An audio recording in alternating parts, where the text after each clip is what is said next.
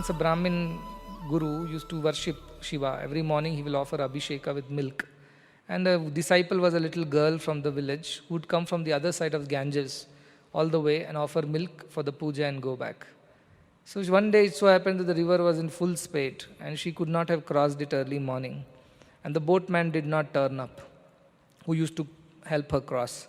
So she became late for the puja and the guru was all red and green. What happened? Why did you come late? You know puja has to happen at this time. She very meekly, humbly said, what to do? I started early, but there was no boat. The river was so full, I couldn't have crossed it on my own. I waited for the boatman. He came late, so I got late. The Guru said, what kind of shishya you are? You are no Guru Bhakti. If you really wanted to come and reach me on time, you'd have walked on water and come and reached me. Then she thought to herself, oh, I didn't think about it at all, that I could have walked on water. See, this she didn't doubt. How can somebody walk on water? She said, maybe I should have just walked on water and come. I didn't think about it. Next day the same thing happened. There was a heavy downpour in the night and the river was in full spate and things like that. And it so happened that the boatman didn't turn up. And this Shishya little girl who was so innocent and so faithful, she said, I will walk on the water. My Guru said that's possible. So she put the pot of milk on her head and started walking on the water. And she walked and came to the other side. You don't try it unless you have that faith. She walked and came to the other side. And the Guru saw that the boatman who used to go from this side to that side and bring her was still here. So he asked, the boatman was here, how did you come today? She said, you only told me, walk on water and come. I walked on water and came. How is that possible? You only told me it's possible. I just followed you. Guru said, no, that is all not true. How can you walk on water? But I did walk on water. And Guru had no reason to doubt because there was no boatman. She was not wet. How did she come? So he went and told, show me how do you walk on water. So she walked a few steps, came back saying, this is how I walked on water. Guru is stunned. Really? I said that she can walk on water and she could walk on water. Maybe then I should also be able to walk on water, he thought. And he lifted his dhoti and put his first step in the water and straight went under. Because the very act of lifting the dhoti that will become wet was the lack of faith in his own words. Dhoti, how will it become wet if you're walking on water like you walk on road? How will dhoti become wet? But the girl had faith. That's why if I had to choose between Ascharya Vakta and Kushla Anushishta, Ascharya Vakta, Ascharya Gyata is good to have, but more important is the Kushla Asya Labdha or Kushla Anushishta, the one who learns, the one who receives it. That deservedness of the Shishya is more important than the Guru's deservedness to teach. Nevertheless, this is the knowledge, this is kind of knowledge which cannot be understood just by speaking about it or hearing about it or reading about it. Unless you have developed the deservedness to receive this knowledge cannot be yours. You may fool yourself and think, Svayam Tira Panditam Manyaman. I read Kathopanishad, I know everything. There is Nachiketa, there is Yama, and this is what happens. That is not Kathopanishad. That is not knowledge. So think like that. That's why again and again go back and meditate on the character of Nachiketa. Understand what he is all about. And if you become like that, that is when Kathopanishad will start making sense to you. Till then it will elude you, it will be imaginary. Next shloka, 8th one. So now he is further, Yama is telling, having said that this cannot be understood if spoken or heard, unless it's been taught by the right teacher who knows it and is received by the right disciple who deserves it. This knowledge cannot be completed. And further he explains, Na narena varena prokta esha suvigneyo bahudha chintyamanaha ananya prokte gatiratra nasti aṇoraṇīyān yatarkyam anupramanat. So we will break it piece by piece. The first one is na, not possible by what? Narena avarena prokta esha. When a person who is avarana, have you read about avarana? Mala vikshepa avarana. You learnt about it? Mala are the impurities, vikshepa are the distortions, the fickleness of mind, and avarana is the body feeling that I am the body and not the self.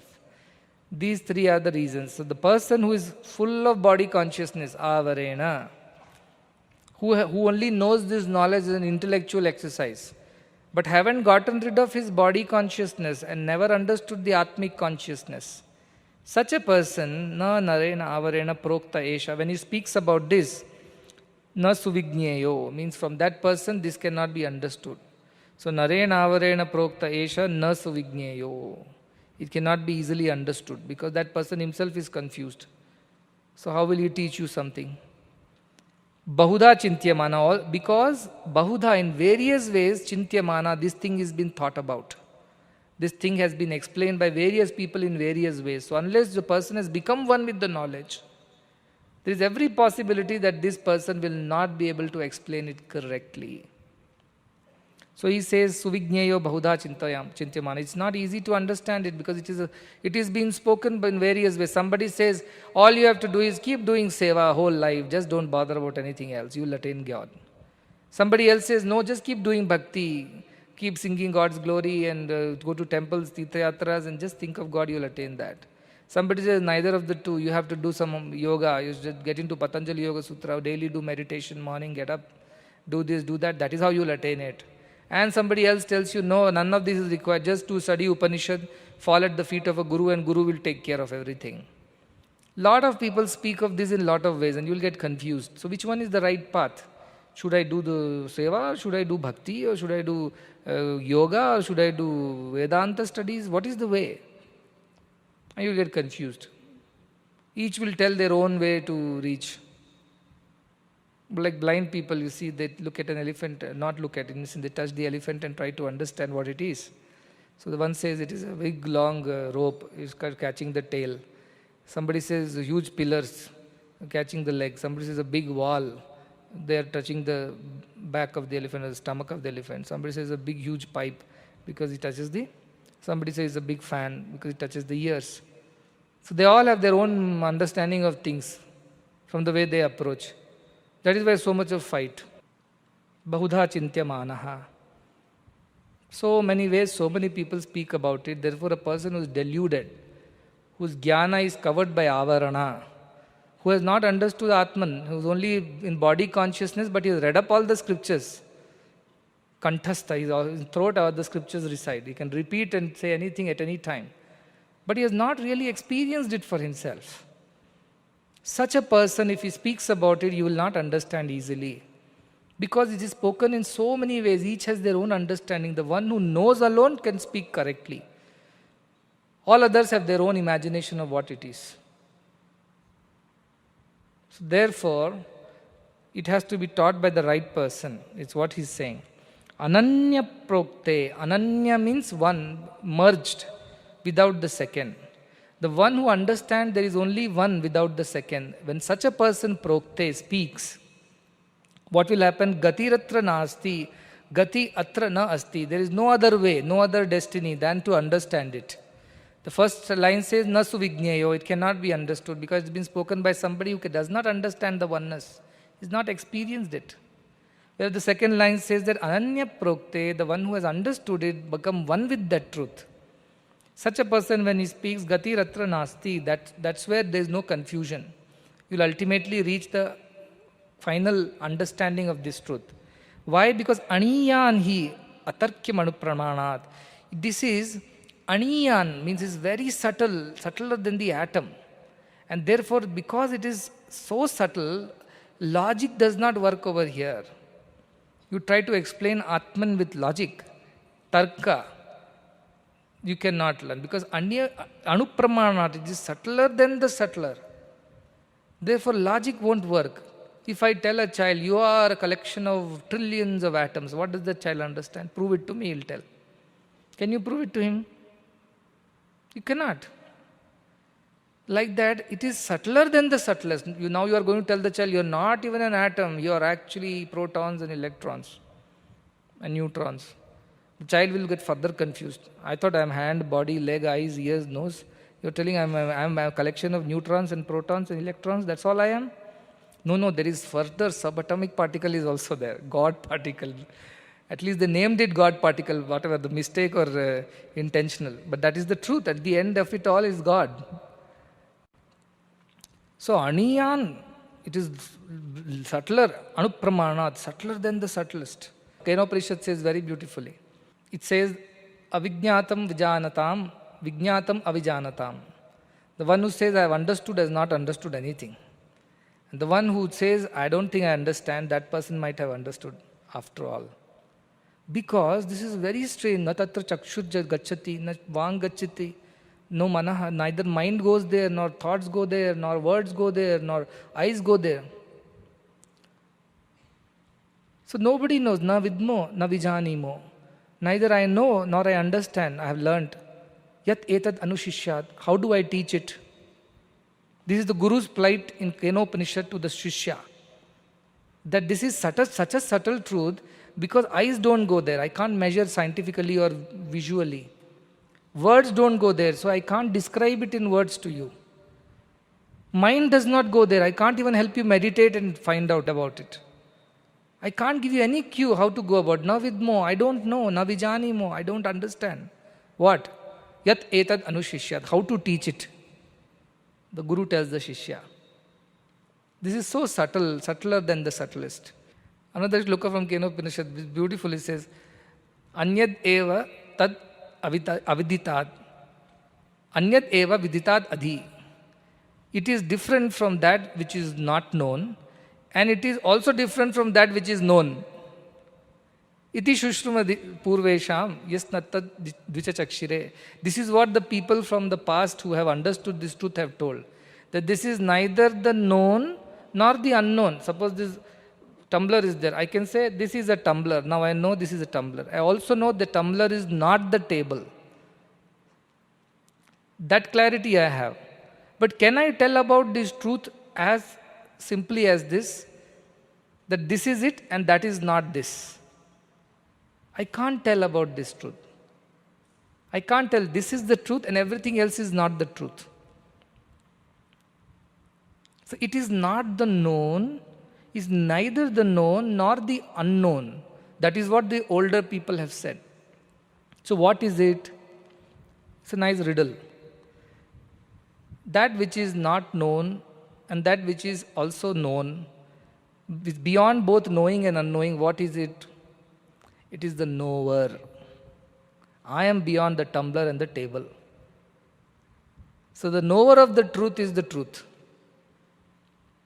Brahmaveda Brahmaiva Bhavati. The knower of the truth becomes the truth. That is the principle of Atma Vidya, Brahma Vidya. Neither it can be known, nor I can say it cannot be known. It is both, but yet it is not both. Ultimately what it is? The knower it is. How can knower be the knowledge? No, this is one place where knower, known and the knowledge all become one. If anything has to be known in the world, what are the things required? There should be the object that should be known. Isn't it? If I want to know the tumbler, there should be a tumbler there to be known. Then there should be the knowledge through which I will know that this is a tumbler and this is not a bucket. Because I've seen a bucket before and I know buckets don't look like tumblers. So there is a knowledge about it. Then there has to be a knower. Who will be knowing that this is tumbler or this is bucket? I should be knowing, the knower of this. Three things are there. This is called Gyanam, Gayam, Tata Jnata. Jnata is the knower, Gyanam is the knowledge, and Gayam is the object of knowledge. See, if I tell this is a silver tumbler, this is the knowledge of mine about this object which is silver tumbler. All three come together here. The knowledge is complete when the tumbler is there, my understanding of that it is tumbler is there, and I am there who understands this. Remove one of it, the knowledge is not complete. It's a silver tumbler, but who knows it? Nobody knows it. Because there is no knower here.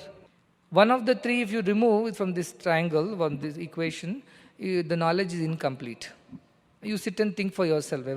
Take any object in your life and think how this object is known by these three things.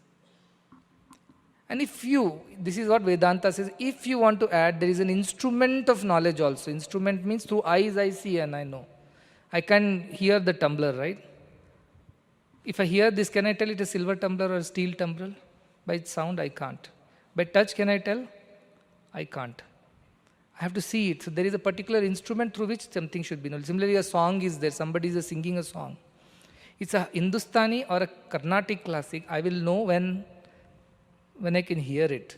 So there is an instrument of knowledge also. This is also called in our scriptures the idea of pramata, pramana, prameya and prama. A little more complicated than knower, known and knowledge and the instrument of knowledge. That's all it is. Pramata, the knower. Pramana, the instrument of knowledge, knowing the eyes, ears, whatever. Prameya, the object. And prama, the knowledge itself. So these four things constitute. You can take it as four or you can take it three, whichever way. Idea is that there are many components to a knowledge. And unless all these components come together, you cannot know. Now, if you need to know the tumbler right now, what is the things I have used? I have used my eyes to see it and decide that it is silver tumbler. Suppose I listen to a song, I will use my ears to listen and decide whether this is a Hindustani or a Carnatic. Whether I pick up something, whether it is sweet or it is sour or it is bitter or it is salty or it is spicy, I will know when I put it in my ears. No. When I put it on my tongue. Whether it is hot or cold or it is frozen, or from seeing or listening about it, I won't know. When I touch it, I know. Oh, this piece of metal is really cold. So my sparsha comes into picture. Like that shabda, sparsha, rupa, rasa, gandha. Similarly, smells. If something is pungent, something is odorless, or something is very sweet smelling, I will know through my nose. Like that, there is an instrument involved in knowing everything in the world. One of our senses are involved. And how beautifully only 5 of them are there. Within the 5, you can know the whole world. It's called Panchikarana. In Kathopanishad, it's Kampangti, they call it. Everything is 5, 5, 5, they tell. So 5 senses are good enough to understand everything that exists in the world. But 5 physical senses, and these are called karmendriyas. And there are 5 jnanaindriyas. Mind, ultimately the one who is deaf, even if music is being sung, ears are there. What does he understand of music? What will be a person who is colorblind, can know about colors? Eyes are there, but there is imperfection. The mind is unable to connect the color to the eyes and interpret it. So there is some lacking in one of the instruments or the knowledge, therefore it's not complete. All the world can be understood in these ways. But this Atma Vidya is beyond the known and the unknown. There is no instrument with which it can be known. And the knower becomes the knowledge. Therefore, knower also does not exist at the end. Only thing that exists is knowledge. Little technical, little complicated, but that is its nature. And that is why most of the people in the world say it does not exist. Nasti, I am loko, I am lokam. This only exists, that does not exist. Why? Because we can't see it, we can't touch it, we can't taste it, we can't smell it, we can't hear it. Then how do we understand it? How do you understand mother's love? Do you taste it? Do you touch it? Do you smell it? You can smell the mother. You can taste the food cooked by the mother. You can hear the voice of the mother. You can touch the body of the mother. But can you do that for mother's love? So does it mean mother's love does not exist? All these physical expressions are the expressions of mother's love only. That mother's love cannot be measured, cannot be touched, seen, tasted, smelt, but can be felt. In what? In the food that she cooks for you. She cleans up your room. She speaks so nicely, consolingly to you. She blesses you, hugs you. In all these expressions of the physical senses, what are we truly experiencing? We are experiencing the love of mother. Just because we can't see mother's love, it does not mean it does not exist. It exists and it expresses itself in the form of all the physical manifestations. So there are things in this very world, in our own experiences, which cannot be measured, cannot be touched, tasted, smelt, heard. Yet they exist. They do exist. So nobody can say Atman cannot be true. Why? Because I cannot touch states. How did you touch? One scientist was there. So he told a priest, what is this? God is, God is, God is. You people keep telling. Where is God? Show me. He said, God is in us, around us, above us, below us, everywhere God exists. So this scientist said, but it cannot be proved. Can you prove it, that God exists? So if you can't touch it, smell it, taste it, or, capture it, measure it, weigh it, it means as scientifically it does not exist. He says, what you say is right, but how do you understand this? He says, it's common sense. Anybody should understand. Whatever cannot be tasted, touched, smelt, felt, or weighed or measured is not existent, is non-existence. This is common sense. So the priest asked, oh, common sense. You have common sense? He said, of course I have common sense. Can you touch common sense? Can you taste common sense? Can you hear common sense? Can you weigh? Can you measure? No. How is it that possible? It means you don't have common sense.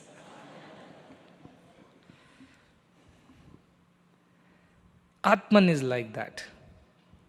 Mundakopanishad say, Tad adrishyam, agrahyam, agotram, avarnam, achakshushrotram, tat apanipadam. It does not have, you cannot capture it with hands. You cannot say it originated there and ends here. It is fair or dark, tall, short. You can't say that. It does not have hand and feet and eyes and ears like us. Therefore, we can't capture it with all these things. Therefore, it's not possible. So if you say why it is like that, it is almost like saying why fire is hot. It's his nature. So this Brahma Vidya, the Brahman's nature is that. So for all objects of the world, you need an object, you need the knowledge of the object, you need the knower of the object and instrument to know it. Only in case of Brahman, the knowledge, the object, the knower and the instrument, all is Brahman only. All four are Brahman. It is the one which knows itself by itself. And it is the knowledge that is known at the end. That is the nature of Brahman. That is the nature of the ultimate consciousness, pure awareness. Another logic you take it, it's very important from the point of view of understanding these things. Why it is so subtler than the subtlest. You understood this is subtler than the subtlest. Why? Because none of the physical elements that we apply or physical senses that we apply can capture it. No instrument is there to know it. There is no way it's separate because it is you. How do you know yourself, you tell me? How do you know yourself? Do you apply your eyes to know yourself? Do you apply your ears to know yourself? Do you apply your tongue to know yourself? Do you apply your touch to know yourself? Do you apply any of these senses to know yourself? So it means you don't exist? You exist because of you all these senses are being applied. If you were not there, these senses will not be there. So then your knowledge is nothing other than you. You are your knowledge. You understand that point? You alone know yourself. How do you know? You don't need to know it through your body. You don't even need to know it through your mind. You are. That is a knowledge inherent in you. Can anybody here say, I am not existent right now? Can anybody say, I am not existent? And if I ask them, how do you know that you are existing right now? You will ask, what do you mean? How do you know? I am here, so I know I am here. What else should I prove you? Don't prove it to me that you are here. Prove it to me you are here. By yourself. Don't ask me to do anything to prove. You yourself prove that you are very much here. You don't need to prove that you exist to yourself. Do you need to prove to yourself that you exist? You just know it. And if I ask you, what is the way you know it? I know it because I'm breathing right now. I can see things and all. That is your understanding of your existence. When you go to sleep, you don't even know. Deep sleep, do you know when you're breathing? Do you know you're a boy or a girl? In deep sleep, do you even know that you are, how old you are or which class you are from? Do you know you're a Hindu or a Muslim or a Christian? Do you even know that you are studying in these institutions? Do you know who his father and who his mother is? You don't remember anything in deep sleep. How many have experienced deep sleep where you have no knowledge of what's going on? And you when you wake up and say, People say, how long have you slept? He said, I thought I just slept 5 minutes. No, you've been sleeping for 5 hours. Really? I didn't realize at all. So anybody who has undergone this idea of deep sleep will understand what I'm saying. Where were you when you were in deep sleep? Did you stop existing? Did you vanish? Because your awareness about yourself was not there, does not mean that you vanished. You were there. Because when you woke up, you didn't wake up as a girl, slept as a boy, woke up as a girl. No, it doesn't happen. Whatever you slept as, that is how you woke up again. Nothing changed. But for that moment of your deep sleep, you were not aware that you even existed. Does it mean that you did not exist? No. That's why it is neither known nor the unknown. When you are awake, you can't prove it. When you are asleep, you can't disprove it. Think about it a little more deeply. When you are awake now, do you need to prove it to yourself that you exist? You just know that you exist. If anybody asks, you'll say, come on, I am here, I know I am existing. The person who has no 5 senses, let us say, can you prove your existence to that person? But does that mean that you don't exist? You do exist. The person is not able to experience you because that person does not have all the faculty working. He's in coma, let us say. Somebody is in the hospital in coma. Can you prove to that person that you exist there? You cannot. But does that mean that you don't exist? Just because you can't prove to the other person that you don't exist, you exist? No. You know that you exist. You don't need a proof for that. Likewise, Brahman exists. He does not need a proof for that. Mother's love exists. It does not need a proof for itself. Common sense does exist.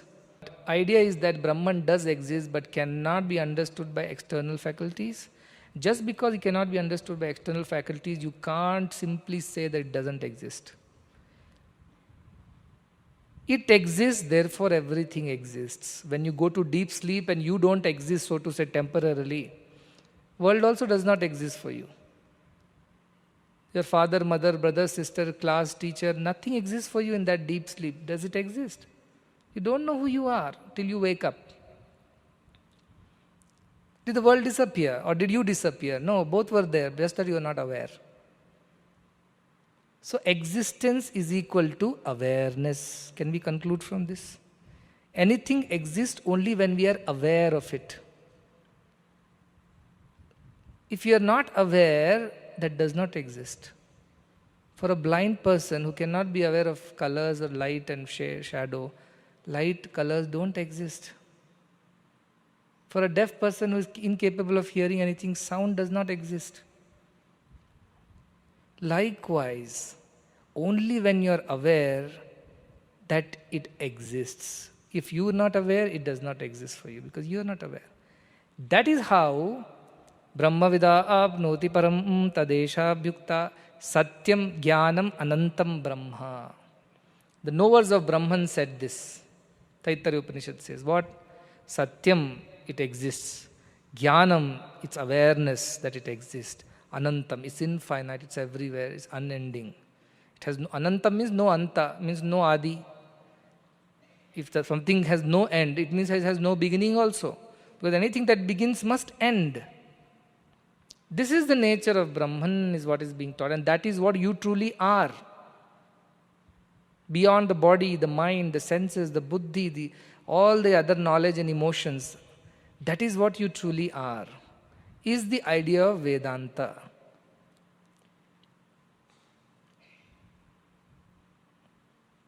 First, if anybody asks, who are you? What do you point towards? This body. But then, when you are in deep sleep, when the body is not moving, you still exist, right? Something else exists. What is moving when you are in deep sleep? Body is not moving. What is moving? Prana is moving, you are still breathing. Nobody stops breathing and goes to deep sleep. Everybody breathes, continues breathing. So breathing keeps your body warm, alive, so that when you come back, you are normal, you are not died. And then, even when you are awake, you are breathing. How do you know anything that happens around you? You say you have a mind which understands things, right? Mind tells you this is hot, this is cold, this is good, this is bad, that person is nice, this person is very harsh. Your mind's impressions are these. And how does mind know? There is a faculty called buddhi, a knowledge that tells us good, bad, ugly. I told yesterday how software and hardware work together. And then beyond that, there is an experience of whether it's good or bad. When something good happens, you experience. What do you experience when good happens? Some happiness, pleasure. Something bad happens, there is displeasure, unrest. So if I simply segregate these 5 things, at different levels you can explain yourself. The first level is the body, made of hands, legs, eyes, ears, nose. Boy, girl. Second level, just body by itself cannot do anything. If I want to lift the hand, what happens? If I have to command, lift, then hand will lift. I commanded the hand to lift. If I did not have prana, suppose I were dead or paralytic, can I lift my hand despite wanting to lift the hand? Body is there, hand is there. I also want to lift the hand, but I have paralysis. Can I lift the hand? No. So something else lifts the hand, not my will, not the body. What lifts? A prana, the life force. A paralysis, this part is gone. There is no life in that part. So the life force makes all the actions of the body happen. But who conveys to the life force that the hand has to be lifted? Within me, an idea that gets generated. I must lift my hand now. That idea conveys, lift your hand. So immediately, the hand does not know. Hand cannot speak. Something else speaks to the prana, the energy force. Go to the hand and now lift the hand up. Then, whether hand has been lifted or not, how do I know? There is another faculty which tells me, the hand has moved from here to here. So I have lifted my hand. Fourth. Fifth, because I have lifted the hand, I am not paralytic still. I am happy. There is a pleasure. 5 things we experience. The physical body, the life force which runs through the physical body, the mind that interacts with the physical body, the buddhi, the awareness that knows that the mind is interacting with the physical body, and the experience of this interaction. 5 things. You understand? First level is the physical body. That is like your hand. Then there is, it's called Annamaya Kosha. Annamaya means the physical sheath. And in that there is a Pranamaya Kosha. Prana means the life force, which makes the hand move. The nerve signals, the electrical signals, muscles, tissues, whatever, which make it move. That prana, the life force. Third is Manomaya Kosha, the mind sheath, the collection of the thought. The very thought that the hand should move is arising out of Manomaya Kosha. And the fourth level is Vijnanamaya Kosha. Vijnanamaya Kosha is the knowledge that hand is moving. And the final is Anandamaya Kosha, the experience of joy when the hand moves. It does what it has been told to do. So these are the Pancha Koshas which are there. So now what does it mean? When you say I am the body, without the life force, the body cannot do anything. Therefore, you are also the life force. But life force and body together, without a mind, like a person who is lying in a vegetative comatose state in the hospital. His body is there, life force is there. But any movement is happening? No, because he does not have a mind. Mind is not able to think. So your third level is mind, the collection of your thoughts. The very thought, my hand should move, that thought itself is mind. Unless mind is there, body and life force won't help. First is the body alone won't help, a dead body is no use. Body with life but in coma, no point.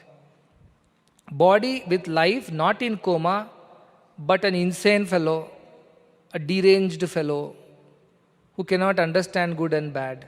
His hand is also moving. But does he understand what is he moving for? He is a deranged, mentally retarded, dementia patient. His buddhi is not working at all. Hand is working, he is feeding himself, but doesn't remember he has eaten or not eaten. So that person is not having his buddhi intact. Vijnanamaya Kosha is not working. And above all, Vijnanamaya Kosha is Ananda. The very experience of whatever is happening goes to Anandamaya Kosha. That is, I have lifted my hand, I have eaten my food, and I remember I have had my food, I feel happy. The happy part is the Anandamaya Kosha. So every man, every being is consisting of these 5 things. And you can clearly see the difference in the functionality of each of them. Body is simply collection of elements, organs, the organism. Prana, the life force, is all the signals that are running inside you, circulatory, respiratory, this, that, all that stuff which makes the body function. Beyond that is the mind which commands this body and the prana. Walk now, sit down, talk, don't talk. These thoughts is the mind. Fourth level is this knowledge that you are talking, you are not talking, you are speaking, or you are sleeping, or you are waking, or walking. All this knowledge part of it. That is buddhi or vijnanamaya. Beyond that, the experience that comes out of all these activities, where the buddhi is involved, mind is involved, prana is involved, and body is involved, the experience of it goes to the anandamaya kosha. All these five simultaneously work in us, except in deep sleep. We are completely aware of all the five working in us. Tell me for a moment now that you are not aware of what you are experiencing. You are experiencing something right now, a satisfaction, peace. You cannot say you are not experiencing something. You are experiencing something every moment. And who knows that you are experiencing? You only know that you are experiencing. Buddhi tells you. And mana commands the body to do whatever it needs to do. Buddhi has told mana, mana has told. So your experience demands that you must lift your hand, and then only you can eat the food.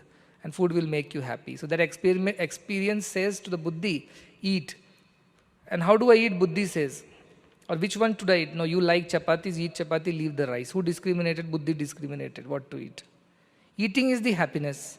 What to eat? Buddhi told, eat chapati. So the thought emerged in the mind, I must discard rice and eat only chapati. So you'll ask the person, give me 2 chapatis instead of 1. All right, the Buddha, you have chapati in your plate now. Now mind tells, eat chapati. Can just sitting there and mind keep telling, eat chapati, it will go inside your mouth. Mind tells, oh hand, move. Pick up the chapati, break into small piece, dip it into the vegetable curry, and then put it in this mouth. So hand says, but I am paralyzed, I can't do anything of this, what you are saying. No, when you are not paralyzed, you can do. So you go and pick the chapati, put this, the prana is working in you. And then you put it in your mouth, and mouth starts chewing it and swallows it, goes to the stomach, it becomes a part of your body, your hunger is satisfied. The experience of all this is happiness. All these 5 things are simultaneously happening within all of us. The question is that which one of this is us? Is the body alone us? Is the prana us? Is the mana us? Is the vijnana us? Or is the experience ananda us? Which one of the 5 is us? All of them are us. I would say none of them are us. All of them are us, also none of them are us. How do I say this? What logic do I use to tell that all of it is us? Because we are experiencing all. But I am the experiencer of all the 5. Who experiences happiness, tell me? I. Who thinks that I should eat? I. Who commands the hand to go and move? Mind, but I command. Through me only the mind. Whose mind? My mind. Whose prana? My prana. Whose body? My body. Who am I? These are all mine. My body, my prana, my mind, my buddhi, my experience. Who am I? This is my car, my chair, my table, my dress, my mic. Who am I? I am the experiencer of all the 5. Even the experience of Ananda is experienced by someone. That is I. Therefore, though I am all the 5, yet I am beyond. You understand the logic behind this? Who eats? You say body eats. Who digests? Prana digests. Who understood that it's been digested? Mana understood. Do I need to eat more or less? Who knows it? Buddhi knows it. And the joy of eating is ananda. Happiness is also there. But all this is happening because of whom? Because I exist. Not just as a body. These fractions are not me. I am a sum total of all. But am I just the sum total of all? No, I am a sum total of all and beyond. Beyond because I am the experiencer of all the 5. The happiness is experienced by me. Sadness also is experienced by me. Suppose the food is not good. Logically, food should satisfy your hunger, body should be happy. But it is not good. I know it is not good. I am not happy at the end of the whole experience. Who is not happy? I am not happy. Where is this happiness manifesting? In me. Where is this sadness manifesting? In me. So who am I? I am a collection of all these five and beyond. Like a movie which is played on a screen, TV screen. Is the TV screen me right now? You are seeing my image. Image is a part of the screen. As long as image is on, you see only the image and not the screen. But on the screen is where the image is playing. Like that, on me is the Anandamaya Kosha happiness. On me is the Vijnanamaya Kosha awareness. On me is the Manomaya Kosha, the thoughts. On me is the Pranamaya Kosha, the actions. On me is the body, the actor. All of them are on me. I am that. This is what Vedanta will tell you. I am that which is beyond all this. Everything plays on me, but I am not any of these things. Because when the movie gets over, screen is back to its zero position. But without the screen, can you play a movie? Not possible. Where will you project? In thin air. Is it possible to project anything in thin air? Not possible. So there is something behind these five koshas. That is my true nature, is Vedantic thought. That is my true nature. I am all this, yet I am not this. Like space. This Premamritam hall is in a space. Garden is in space. Outside the land, Chikbalapur is also in space. Everything is part of the space. So is space just the collection of all the objects? Yes, it is. But it is beyond the collection of the objects also. In a space, all the objects exist. And space exists in all the objects. But space is beyond because it covers the objects. Anything that covers the other things is bigger. A bag is there. It has books in it. It has pen in it. It has a water bottle in it. It has a mat in it. Bag is bigger than all these things, right? In me, all the five koshas are there. I am bigger than all these five koshas. I permeate all this and extend. That is why Purusha Suktam, Atyattishtat Dashangulam. The Purusha extends himself beyond all that is seen and unseen by 10 fingers. The idea is this, that I as the consciousness, awareness, did I not tell just now awareness is equal to existence? That awareness is truly me. So awareness is hands and legs? No. That is body. Oh, awareness has life force? No. That is prana. Does awareness has thoughts? No. That is mana. Does awareness has discrimination? No. That is buddhi. Does awareness have experiences of good and bad? No, that is Anandamaya Kosha. Awareness just is. Is electricity light? No. Is electricity heat? No. Is electricity cold? No. Is electricity sound? No. But all this is because of electricity. Sound from the mic is because of electricity. The TV screen is light is because of electricity display. The bulbs, the light is coming is electricity. Everything is electricity. But none of this you can say electricity is just this. You can't say electricity is light, electricity is fan, electricity is sound, electricity is cold or heat. You are not wrong when you say electricity is all this, but at the same time you are not right also. You understand the knower and the known and the unknown part of the Atman. Electricity only is the light. Without electricity, this light won't exist. Bulbs won't glow. Electricity is the TV. Without that, display is not there. Electricity is the mic. Electricity is the sound. Everything is electricity. Yet electricity is none of these. Why? Because left to itself, it is just electricity. Left to itself, it is just electricity which has no light, no sound, no heat, no cold, nothing. Is neutral. Only when it interacts with the bulb, it becomes light. When it interacts with the mic, it becomes sound. When it interacts with the TV, it becomes display. When it interacts with the fan, it becomes air. Till it did not interact, what it was? It was just electricity.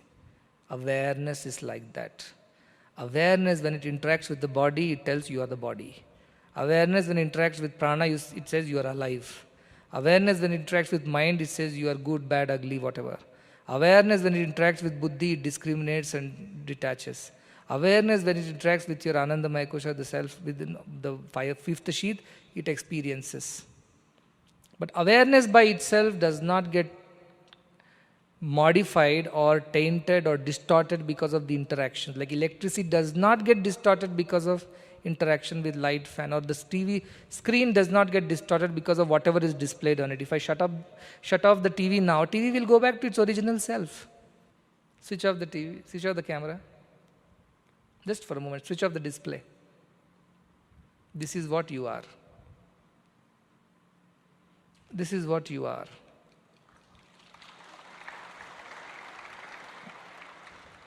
This is what you truly are, on which everything else is happening.